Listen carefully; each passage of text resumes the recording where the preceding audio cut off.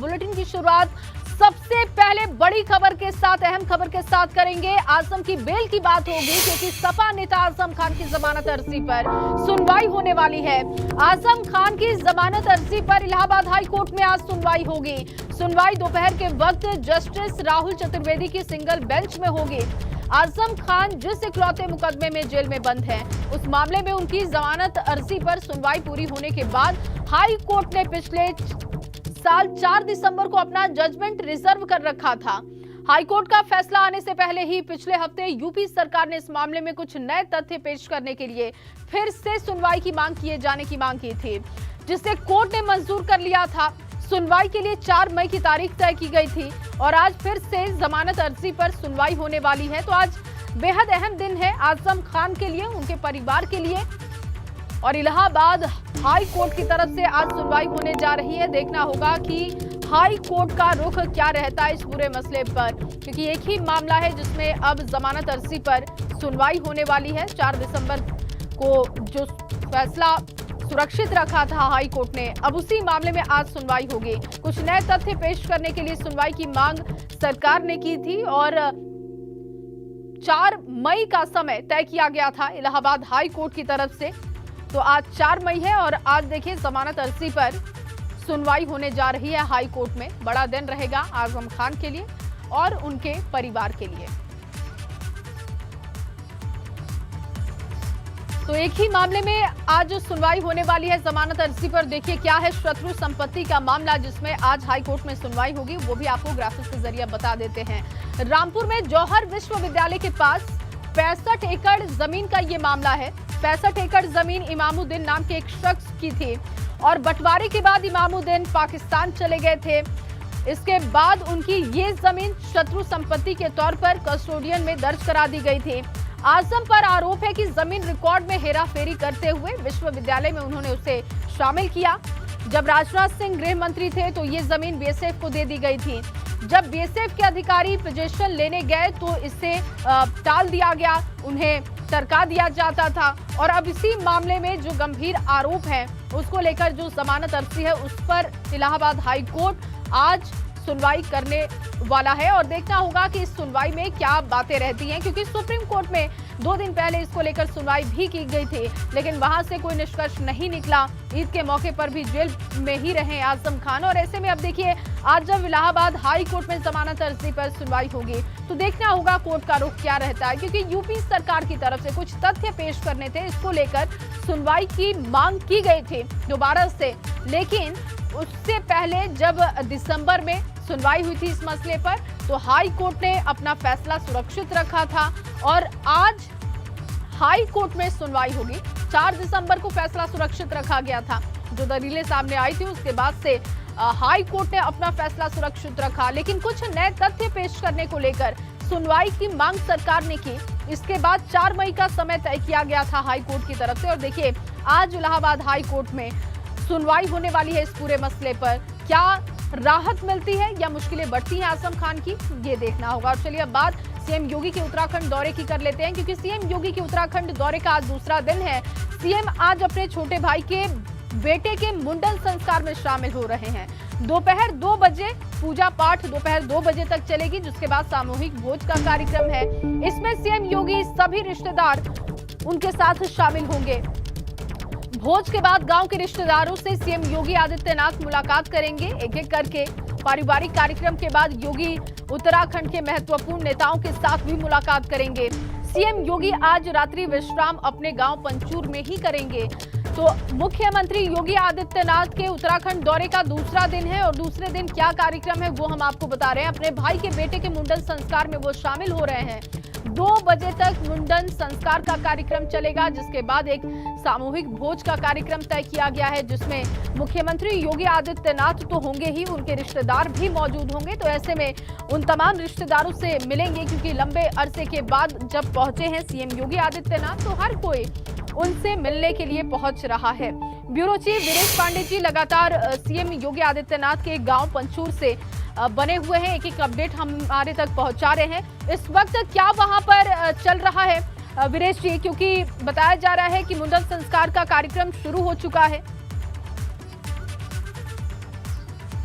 देखिए, योगी आदित्यनाथ के छोटे भाई महेंद्र सिंह बिष्ट के पुत्र का मुंडन संस्कार का कार्यक्रम सुबह 7 बजे से चल रहा है। गांव के रिश्तेदार और जो गांव के पड़ोसी हैं, उनके जो लोग हैं, समर्थक हैं, जो उनके चाहने वाले हैं और उनके जो सगे संबंधी हैं, वो सभी धीरे धीरे इकट्ठा हो रहे हैं। ये जो गली देख रही हैं, जो गाड़ियां धीरे धीरे लगी हैं, उसको मैं बहुत नज़दीक जाकर नहीं दिखा सकता क्योंकि ये बहुत ही आरक्षित है मुख्यमंत्री के लिए और यहाँ पर मीडिया को अलाउ नहीं किया गया है। बावजूद इसके हम पंचूर में मौजूद हैं और जहां हमारी सीमा है वहां तक और दिखाने की कोशिश करेंगे कि ये जो रास्ता है वो मुख्यमंत्री योगी आदित्यनाथ के घर जाता है, जो पंचूर में, और जो रिश्तेदारों की गाड़ियां हैं यहाँ लगी हुई हैं और जो कार्यक्रम है वो 2 बजे तक उसे निर्धारित किया गया है कि 2 बजे तक मुंडन का कार्यक्रम खत्म हो जाएगा। उसके बाद एक सामूहिक भोज होगा जिसमें उत्तराखंड के तमाम महत्वपूर्ण भारतीय जनता पार्टी के नेता होंगे।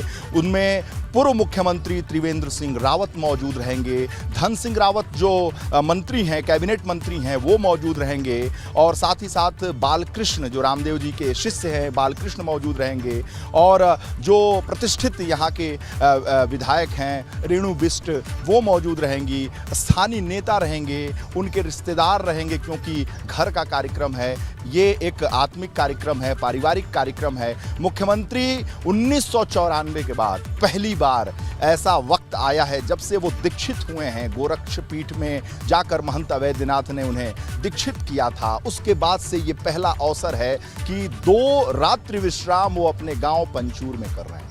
अपने सगे संबंधियों से आत्मिक रूप से इस कदर मिल रहे हैं और पूरा समय उन्हें दे रहे हैं। ये अवसर आया नहीं था जब वो सांसद भी थे, तब भी यहाँ चुनाव प्रचार में आते थे। कुछ साल पहले जब सांसद के तौर पर आए थे तो भी वो अपने माँ बाप से मिले थे, 1 घंटा रहे थे पंचूर में, उसके बाद से वो चले गए थे। जब उत्तराखंड में स्टार प्रचारक के तौर पर भारतीय जनता पार्टी के कैंडिडेट्स को जिताने के लिए उनके समर्थन में उन्होंने रैलियां की हैं और प्रचार किया है, जब वो आए हैं 1 घंटे 2 घंटे का कार्यक्रम यहाँ उनके गांव में कभी कभी रहा करता था। माता पिता से मिलने आते थे, लेकिन मुख्यमंत्री बनने के बाद 2017 में मुख्यमंत्री बनने के बाद वो उत्तराखंड 2018 में आए, टिहरी में आए। 2019 में लोकसभा के चुनाव में प्रचार करने के लिए 3 लोकसभा क्षेत्र में आए। उसके बाद से 2022 के विधानसभा चुनाव के दरमियान 3 विधानसभा में उन्होंने प्रचार किया, लेकिन घर नहीं आए। 2017 से लेकर आज तक कभी घर नहीं आए। पिछले साल इसी 1 महीना पहले अप्रैल में उनके पिता का देहावसान हो गया था कोरोना काल में, लेकिन वो घर नहीं आ पाए क्योंकि दायित्व तो निभा रहे थे अपनी कर्मभूमि उत्तर प्रदेश में, लेकिन मातृभूमि जन्मभूमि में वो आज कल आए हैं और 2 दिन का रात्रि विश्राम कर रहे हैं। गांव के लोगों में एक उत्साह तो है ही, साथ ही साथ पूरे उत्तराखंड में जो भारतीय जनता पार्टी के नेता हैं, काडर है, बड़े नेता हैं और पूर्व मुख्यमंत्री हैं, वो आदर के भाव से कल उनके सामने इस कदर दिख रहे थे जैसे लग रहा था कि कोई ऐसा मनीषी आया है, ऐसा संत आया है, महात्मा आया है जो उत्तर प्रदेश ही नहीं बल्कि उत्तराखंड का भी जीर्णोद्धार कर देगा, पुनरुद्धार कर देगा। एक योगी मॉडल, एक यूपी मॉडल की चर्चा उत्तराखंड के लोग कर रहे हैं, कानून व्यवस्था की चर्चा कर रहे हैं। हालांकि उत्तराखंड में कानून लंबे समय के बाद, कई सालों के बाद पहुंचे हैं तो परिवार में उत्साह है, आसपास के लोगों में उत्साह है और वो तमाम तस्वीरें आपके जरिए आगे भी पहुंचाते रहेंगे दर्शकों तक। बहुत शुक्रिया फिलहाल आपका तमाम जानकारी के लिए।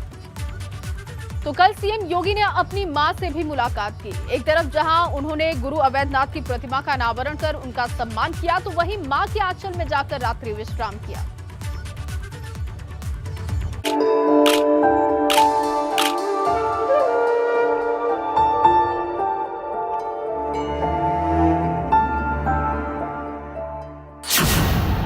मां के चरणों में मुख्यमंत्री योगी।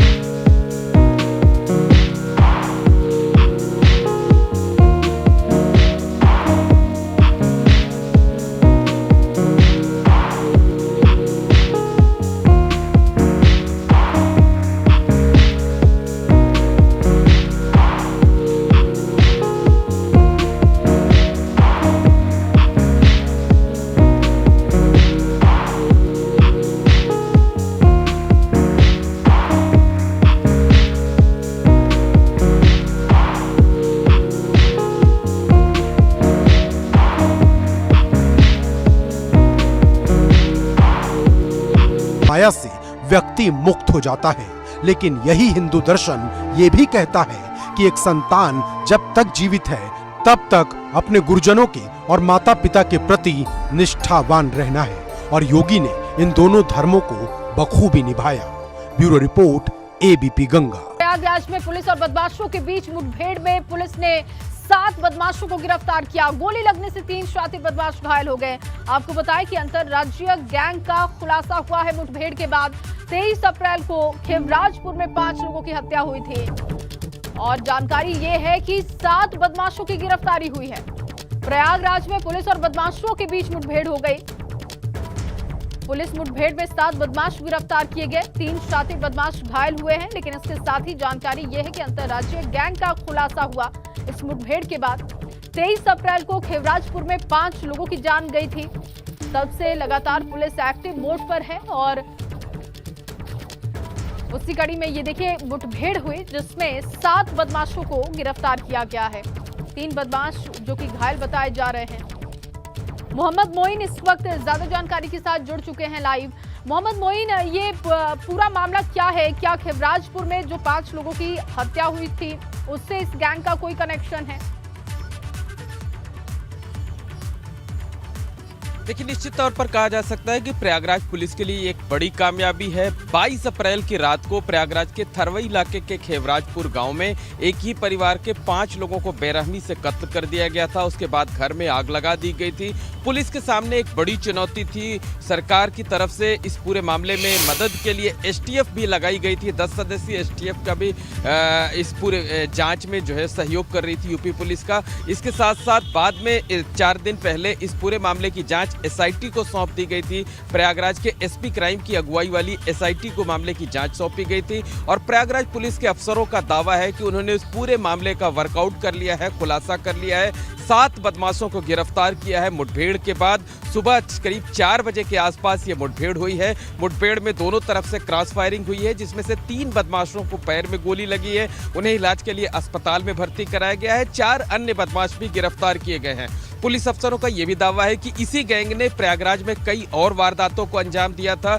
दोपहर 2 बजे के आसपास एडीजी जोन की तरफ से प्रेस कॉन्फ्रेंस की जाएगी जिसमें पूरा डिटेल्स दिया जाएगा कि ये किस तरीके का गैंग था, इसका सरगना या जो मेंबर्स थे कहां के रहने वाले थे, कितने दिनों से आपराधिक वारदात कर रहे थे और क्या प्रयागराज में जो सिलसिलेवार तरीके से हत्याएं चल रही थी पिछले कई सालों से, खासकर गंगापार इलाके में, क्या यही गैंग उन वारदातों को अंजाम देता था? तो तमाम सवाल हैं जिनके जवाब पुलिस को देने हैं। दोपहर 2 बजे के करीब एडीजी जोन की प्रेस कॉन्फ्रेंस होगी और उस प्रेस कॉन्फ्रेंस में पूरे सिलसिलेवार तरीके से पूरी घटना की जानकारी दी जाएगी कि गैंग कैसा था, क्यों वारदात का मकसद क्या था। सबसे बड़ी बात यह है कि जो वारदात अंजाम दी गई थी, एक ही परिवार के 5 लोगों की हत्या की गई थी, उसमें मकसद क्या था? क्योंकि जो घटना स्थल था, जो मृतकों के परिवार का घर था, वो बहुत सामान्य था, बहुत गरीब परिवार से था, तो उसमें लूट या डकैती जैसी चीजें सामने तो नहीं आ रही थी। ऐसा देखने से ये लग रहा था। तो जो भी गुत्थी है उसको पुलिस सुलझा रही होगी। पुलिस अफसरों का दावा है कि जो लोग गिरफ्तार किए गए हैं, एडीजी जोन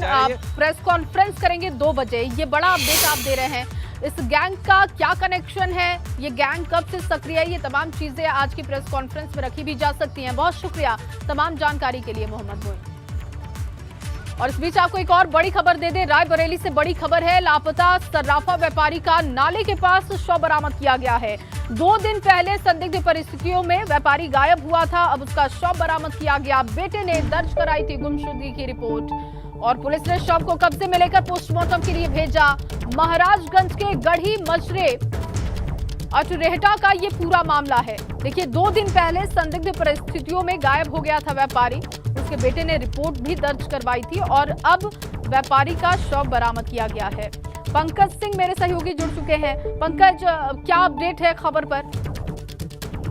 जी, ये जो घटना हुई है ये 2 दिन पहले की घटना है। जो ये सर्राफा व्यवसायी है रामनरेश, जो अपने गांव गया था खाना खा के, वो जो कि रहता निवास जो करता है वो महाराजगंज में ही करता है, तो वो अपने गांव से महाराजगंज जा रहा था और संदिग्ध परिस्थितियों में वहां से गायब हो गया।